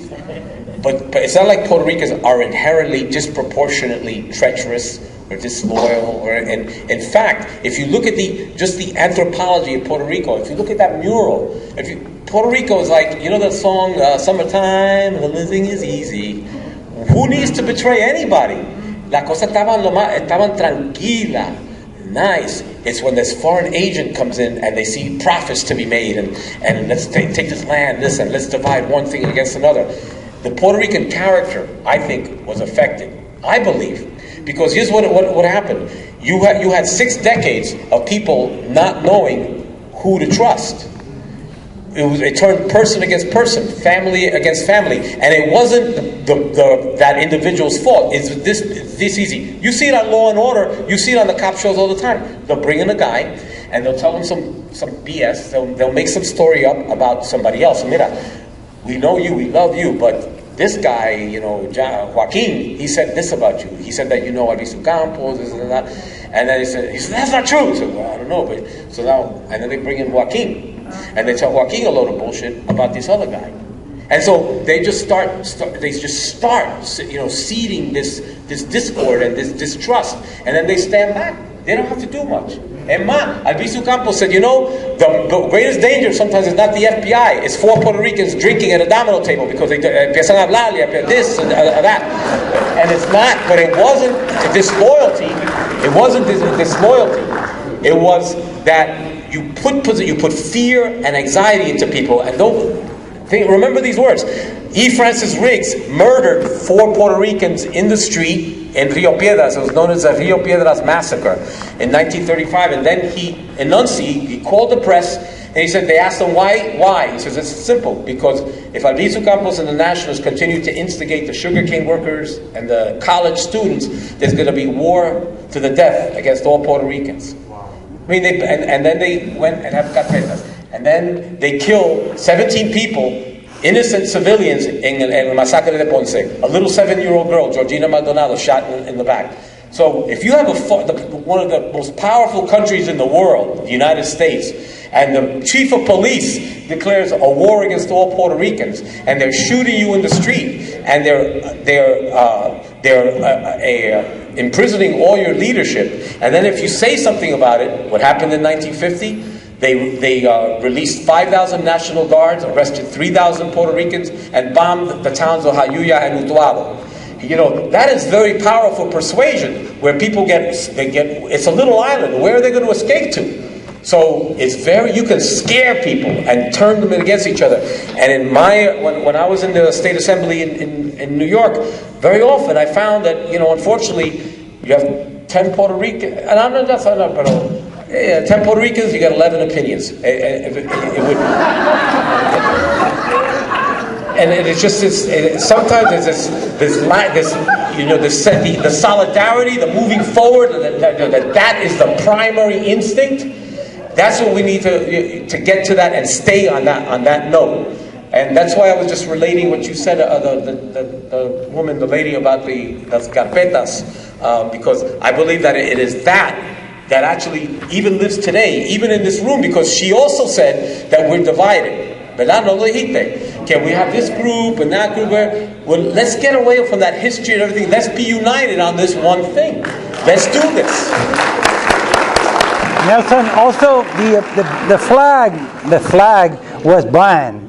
You did die for just having a flag in your house until 1950. Yeah. Oh, I'm sorry. I didn't mention that Public Law 53. In addition to all that, there was a law that existed from 1948 to 1957, La Ley 53, La Ley de la Moldaza, which made it a crime, a federal crime punishable by up to 10 years in jail for saying anything against the United States or in favor of Puerto Rico, or owning a flag. Under those conditions, it is very easy to turn people against each other. Hola, mi nombre es Denis Torres. Parte del proyecto de vida que yo trato de presentar es una palabra que yo inventé, se llama positiveño, un puertorriqueño positivo.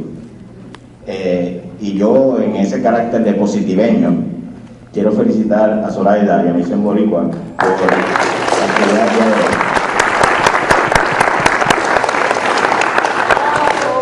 segundo, decir que me alegra muchísimo ver caras jóvenes en el grupo de trabajo de Mision Boricua y la alegría que me da de no conocer gente. No conocer gente, porque es triste cuando uno va a un evento y ve las mismas caras. Ahora, eso trae una responsabilidad, una responsabilidad. Hay un montón de gente aquí, con todo el respeto de ustedes, que yo nunca lo he visto en ninguna actividad comunitaria. Así que es parte de nuestra responsabilidad hoy irnos de aquí y llevarnos los nombres de todas estas organizaciones que están ayudando al caso de Puerto Rico y decir, yo voy a chequear la página de Mision Boricua, voy a chequear la página de Boricua Vota, voy a chequear la página de cualquier organización que está aquí y sobre todo apoyen las organizaciones puertorriqueñas, porque hay organizaciones que se supone que están trabajando para la cosa latina y cosa puertorriqueña, reciben los fondos y hacen un trabajo mediocre o sumamente malo y después dicen que los puertorriqueños no votan porque usted no los saca a votar, no votan porque los mensajes son vagos, los mensajes son mongos y nuestra gente no responde a cosas mongas, responden a la fuerza, a la música, a lo que nosotros somos como país culturalmente. Así que queridos amigos y compañeros, tenemos que motivarnos para poder hacer las cosas. Yo le respondo a Zoraida hoy que antes de ir a Jacksonville vamos a Lake Eola, vamos a hacer un evento en Lake Eola, vamos a hacer un evento cerca de nuestras casas y de ahí empezamos a planificar para salir hacia Tallahassee o hacia donde sea. Hace 3 meses hicimos un evento en Tallahassee, llevamos más de 400 puertorriqueños a Tallahassee, a la capital, y ahí hicimos nuestros planteamientos. Y fue bien interesante, y tenemos aquí a la representante, quiero reconocer al representante Edwin Mercado que está aquí con nosotros. Edwin, saluda.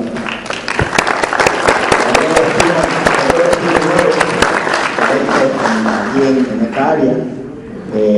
La otra cosa importante es tenemos que inscribirnos para votar. Si no votamos, no contamos. Y si usted piensa de que no, porque yo soy un revolucionario y yo no voto, pues tiene que votar. El hermano de Oscar López, José López Rivera, vino aquí en el 2015 y dijo, hay que votar. El hermano de Oscar López, que tuvo 37 años preso. Y si todo el mundo ha reconocido que tenemos que votar, que ese es nuestro derecho y nuestra oportunidad, tenemos que hacerlo. Así que los convoco a que volver a vernos, a que participen con nosotros. Estamos vivos, estamos peleando y hay mucha gente que está mirando lo que la comunidad puertorriqueña está haciendo en el mundo entero. En las elecciones pasadas yo recibí entrevistas de gente de Japón, de Alemania, de Suecia, de España, y lo que nos estaban diciendo, yo sé, tengo que hablar, y lo que nos estaban diciendo es el voto puertorriqueño es el voto más importante. Pero miren, en Osceola y en Orange nosotros sacamos más votos que en un montón de condados en todos los Estados Unidos.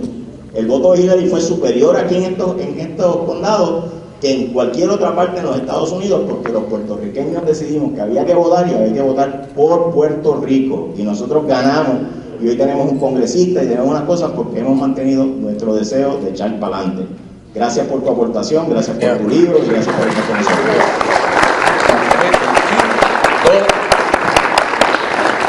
Dos puntos estratégicamente, yo estoy de acuerdo 100%, pero también tenemos que mantener ojo, a veces después del voto, es importante, porque solamente si uno vota por individuo y después esos mismos individuos van al Congreso. Mira, Nidia Velázquez, José Serrano y Labrador Retriever, Raúl Rabador, I call him Labrador Retriever because le dan el dinero y se lo ponen en la boca y do whatever you want. They voted, yeah, they voted for the promesa. They voted for promesa. And that's not to undercut lo que tú acabas de decir, yo estoy de acuerdo. Pero si uno vota y entonces le da legitimidad a ese voto, entonces lo que pasa es que el mundo, the larger said, wait a minute, your own elected representatives voted for promesa. So we have to be careful sometimes that our vote isn't then taken into a larger play and it's turned against us. So yeah, there has to be a vote, but a really aggressive amount of accountability. So let me just say these 2 points. So on this, regarding the Jacksonville, I repeat this. Yeah, use the politicians. El señor Ramírez ahí lo dijo. Más claro no canta el gallo. Que he's going to march. But there's no half measures in this. There's no, yeah, maybe, or this, or no. You're either for or against. You have to be very severe with these politicians. Number one. And two, be aware of this. And I'm not criticizing them. They're in a tough bind. Unions are a very great organizing platform, but don't count on the unions to help you with this one. Hasta lo mismo Boricua, because they're going to be caught, because they're part of unions. And you're going to be going in Jacksonville against Teamsters, Longshoremen, and some other unions. So I'm not putting the unions down, but I'm saying, again, you have to count on your force, porque tú viste que ellos responden a la fuerza. Your force has to be stronger than the unions that are going to say no, than the politicians that are going to say no. Your force has to be stronger than all of them. That's all.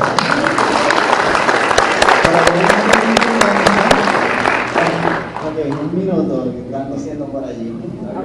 Buenas noches ya. Mi nombre es Denis Rivera, pertenezco a Iniciativa Acción Puertorriqueña. Te felicito, Yolanda Soraya, quedó bueno.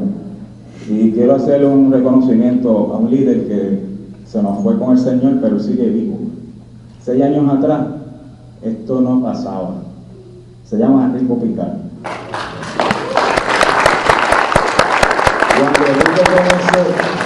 Cuando Rico comenzó, yo me acuerdo, vine yo a los 2 años, cuando la cosa no estaba tan fácil.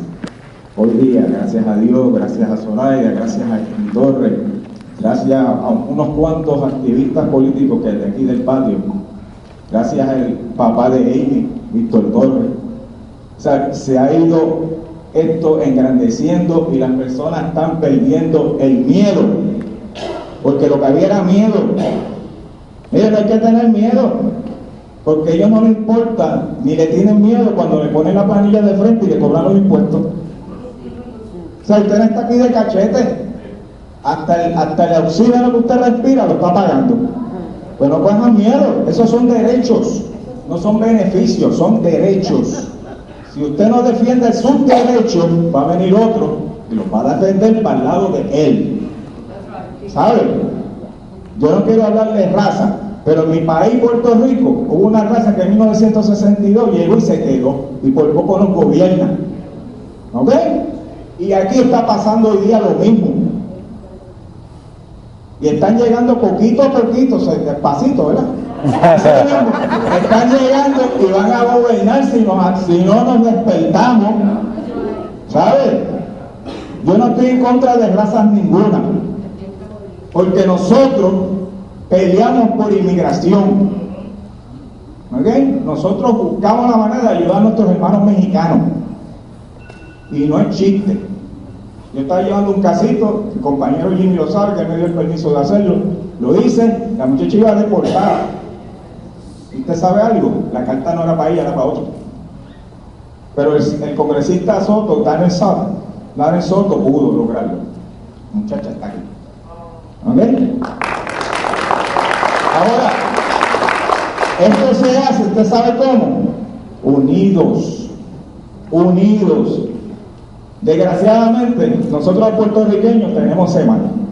Y ustedes lo saben, somos bien desunidos. Pero ¿qué colonia no es desunida? Si el ser colonia es eso, desunión, eso es lo que es una colonia. Esa es su característica. Por lo tanto, les pido el favor, y por Dios, y por sus hijos, por sus nietos y sus bisnietos, únanse, que ahí que está la fuerza. Gracias.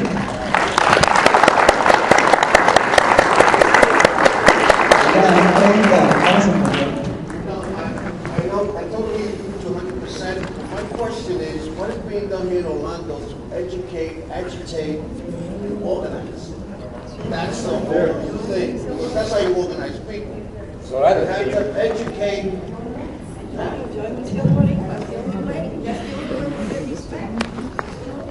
So what's happening here? We just started. We're just beginning. It's been my experience that, like this young man said, you know, nobody knows anything about anything. But I will say this, I came here a year and a half ago, and I see more people here, and como dijo Zoraida, we're inside the center now, and the situation has become more clear as far as Puerto Rico.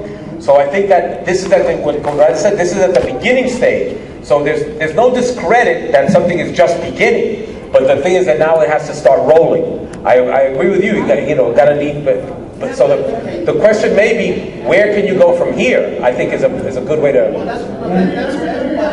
Wait, let's go on at a time. We have Amy Mercado, Representative Amy Mercado. She's here with us today.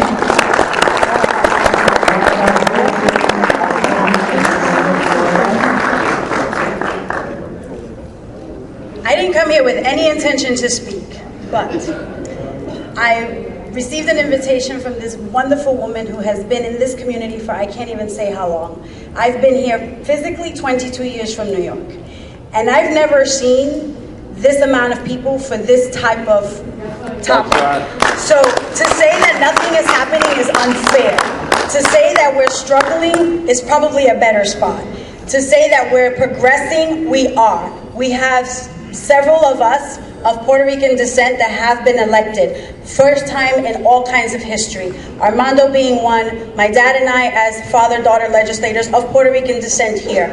And we move as much as we possibly can, humanly possible, everywhere we go.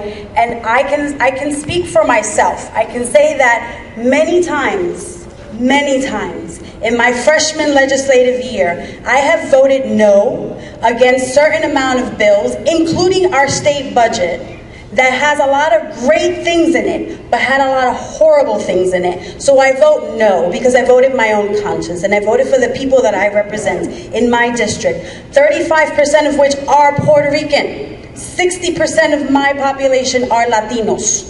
So understand that you have people that are trying. This march, whenever it's organized, it's not the first march.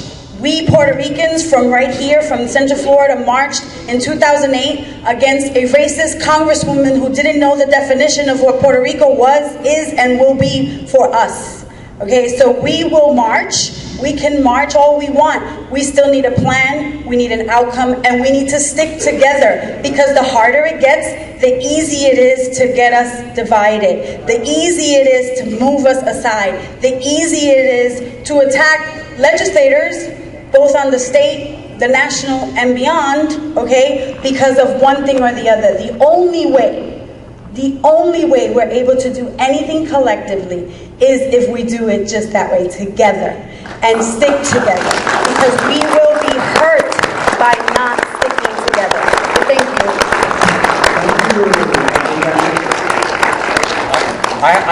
I like just one question. So are you committing to joining the march on Jacksonville? That's no question.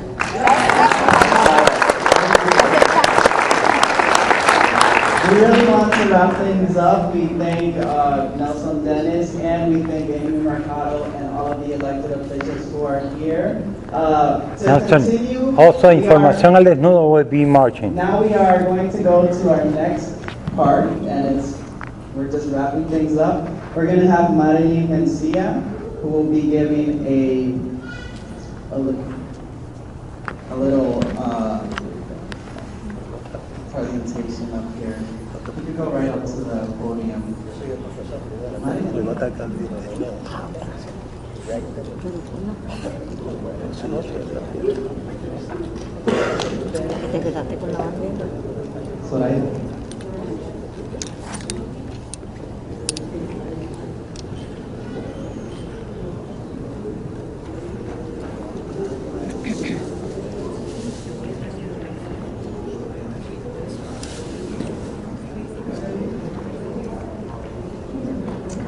Good evening. Mision Boricua is very proud, and it's an honor for me. Please remain seated. We're wrapping things up. Mision Boricua is very proud, and it's an honor for me to present this certificate of appreciation to Miss Julia Estrella for her talent in singing, and because she had won 2 Paolis Awards, and her new production is coming out in September or October. It's a pleasure to me and an honor to present this award to Miss Estrella. Thank you.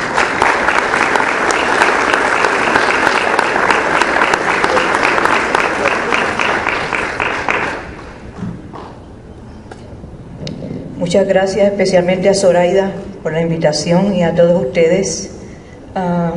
Muchas gracias por este premio, lo recibo con todo mi corazón, sinceramente, y los quiero mucho. Muchas gracias.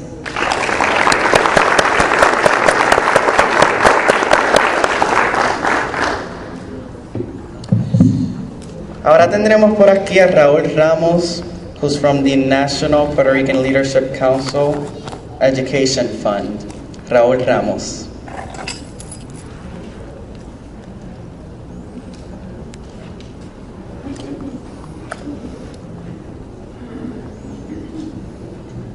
Buenas noches, good evening. I'm the chairman of the board of the Puerto Rican Education Fund. We've been around for about 5 years. What we do is that every year we have a summit, and what we do is we invite all the local high school kids to UCF and give them a whole day of, we have the breakfast, we have a lunch, and we explain to them in different panels that we have. We talk about the Puerto Rican culture, the independence of Puerto Rico, the statehood of Puerto Rico, and what that young man right there said. What is your name, sir? Rico. Rico is the key. I read that book when it first came out, and that book, if you don't read it, you should read it, because I didn't know a lot of that stuff. I didn't know that I could not fly my Puerto Rican flag in Puerto Rico in 1950. I came to the United States in 1950, so I'm not too familiar, unfortunately, with the history of Puerto Rico, because sometimes they don't teach the history of Puerto Rico. There's one word that I want you to understand, is that an African-American guy told me this guy. He says, Mr. Ramos, I'm also, for you that don't know me, I'm also was the chairman, I was the president of the Puerto Rican Chamber of Commerce for 6 years here in Orlando. I've been here 25 years. I did the march that we did before. We could do all the marches that we want. We should have had this room here filled with 500 or 600 people. That's another issue that we need to work on, because what do we have, 100 people, and I thank you for coming. But that gentleman right there hit the nail in the head. You have to educate your kids.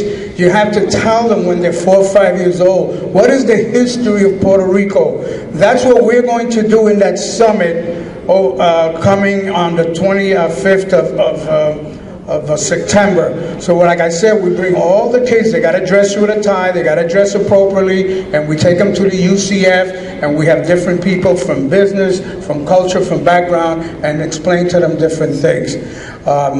Mr. Nelson Denis happened to be one of our guest speakers, which again, he did a dynamite job. And again, I can't, man, you gotta learn the history of Puerto Rico, otherwise we're not gonna get any place to see how we've been oppressed. I remember one time when I grew up, when I was in New York City, I was a baby, I came here from Puerto Rico, and I asked my mother, hey Mom, don't we have any patriots, and don't we have, my mother only had a 2nd grade, lives in the mountains of Cabo Rojo, but didn't have electricity, and she says, no, we don't, and so we need to clear that. But I want to make sure that Mr. Denis, Nelson Denis gets this plaque, and if, take a look at this, it's really interesting, because it does look like him, and I appreciate, thank you very much.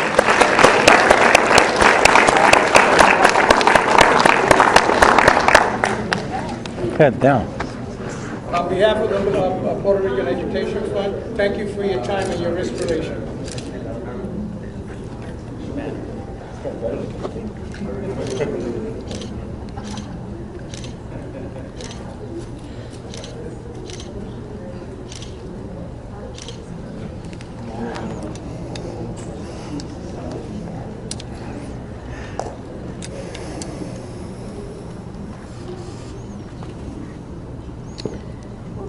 Thank you, Raúl, for the nice plaque. Para seguir adelante vamos a tener a Palmira Orbiñas en una entrega también para Nelson Denis.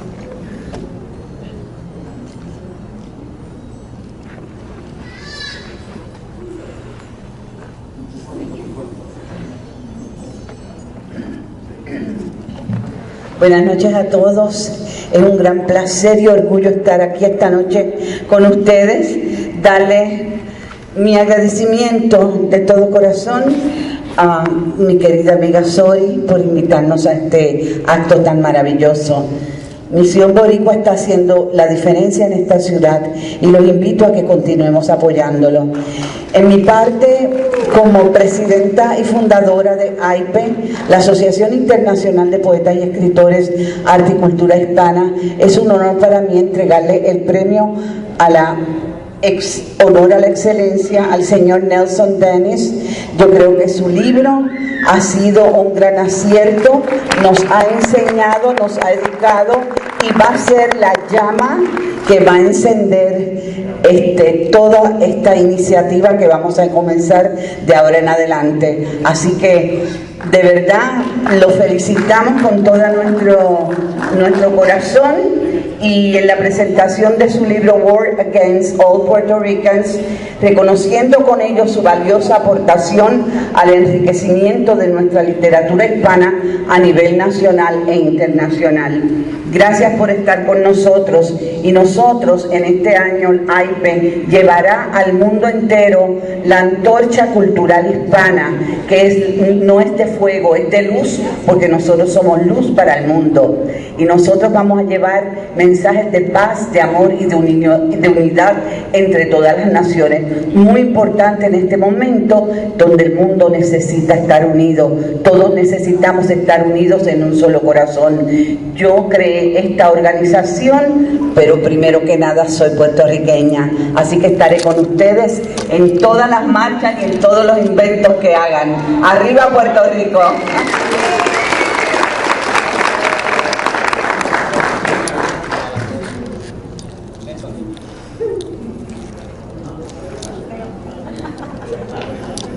En lo que ellos se saquen la foto, yo quiero rapidito invitar a todos los oficiales electos. When they're here taking the picture, I want to invite all the elected officials to come on up really quick so that you guys can take also a picture with Nelson Denis. Also, so that everyone sees who our elected officials are. También es para que nosotros, la comunidad, veamos quiénes son los oficiales electos, quiénes nos representan y por qué, ¿verdad? ¿Cuáles son los valores que ellos representan en nuestra comunidad?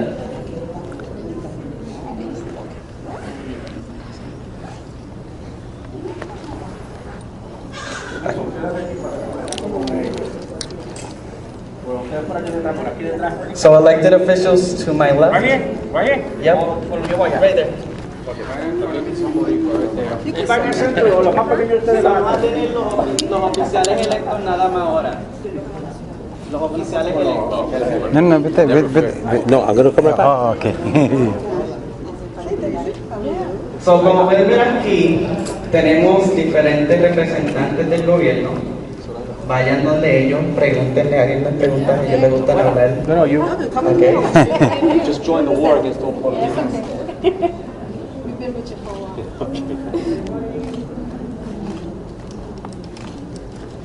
Tenemos la representante Amy Mercado, Daisy Morales, las oficinas de Darren Soto, Eric Rollins, también de conservación de agua y tierra. Gracias. Thank you. Y por aquí, antes de terminar, vamos a tener a la vicepresidenta María Torres. We're going to have Vice President Maria Torres really quick with a special award. Gracias, buenas tardes. Gracias por venir y participar con nosotros. Quiero presentarle esta placa a una persona muy especial que conocí hace 4 meses atrás y me enseñó mucho de Puerto Rico que yo no sabía, siendo puertorriqueña toda mi vida. Pero yo vine a Florida hace 29 años atrás de Chicago. Allá en Chicago yo estaba bien envuelta en política desde Richard J. Daley, que fuimos a City Hall, un montón de puertorriqueños y le llevamos flores y le llevamos una oveja como presentando Puerto Rico cuando yo tenía 4 años, pero cuando llegué aquí no conocía a nadie, conocí a esta señora hace 4 meses atrás y le quiero dar las gracias a ella por haberme envuelto con mi raza, con mi gente. Quiero presentarle a Zoraida Ríos Andino in recognition of your dedication and devotion to Mision Boricua.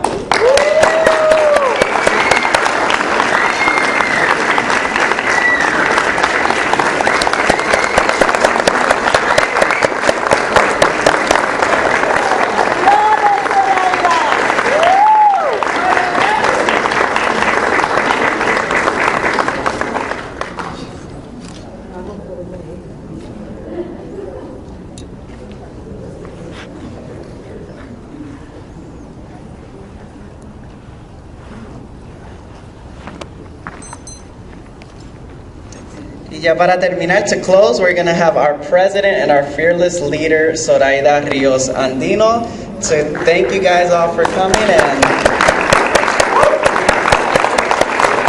Gracias, thank you.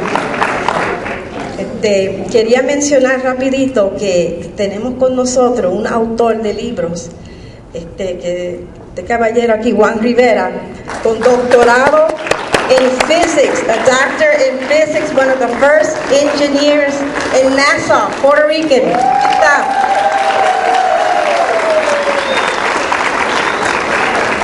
Well, let me tell you, when I came to Florida in 1976, I was the first Puerto Rican engineer at NASA, at Kennedy Space Center. I have a PhD in physics. I'm also a professor of astronomy. I have a radio show that I put in service to Zoraida, okay? Every Sunday from 1 to 3 o'clock, Buscando Estrellas. And also, many people that are here, they know me. I wrote a book. I gave a book to Denis. It's in English, but if you want it in Spanish, I did it also in Spanish. It was a pleasure to be here with you people, okay? Thank you. También con nosotros se encontraba Chamaco Rivera, el famoso cantante, no sé si todavía está aquí, la leyenda Chamaco Rivera, estuvo con nosotros. Bueno, a lo último, quiero darle las gracias a todos, espero que se unen con Mision Boricua. Si viven lejos, no hay problema, hay teléfono, pueden participar en la reunión por medio de teléfono, lo hacemos todo el tiempo, pero tenemos que unirnos. Al último quiero darle un premio a Nelson Denis de parte de Mision Boricua. Si puede venir, por favor. Gracias, Denis. Gracias un millón. Dice Nelson Denis, an appreciation for your commitment and dedication to the preservation and promotion of our Puerto Rican history, Mision Boricua.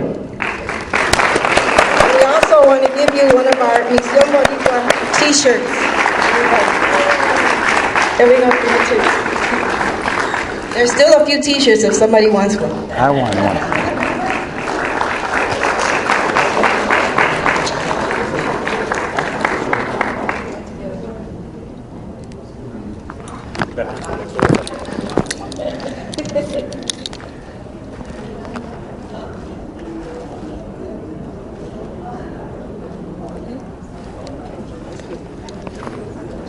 Well, with that, we end the program. I hope you all enjoyed it.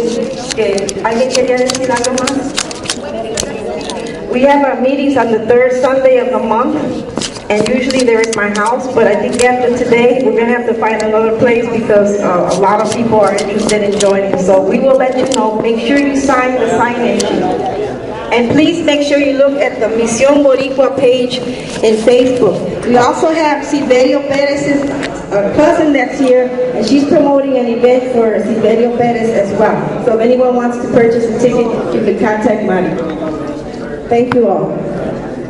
También todos aquellos que quieran ir a Naciones Unidas el 19 de septiembre en demanda de la implementación resolución 36, se pueden comunicar con este servidor Edwin Chungo Molina a través de la página Información al Desnudo.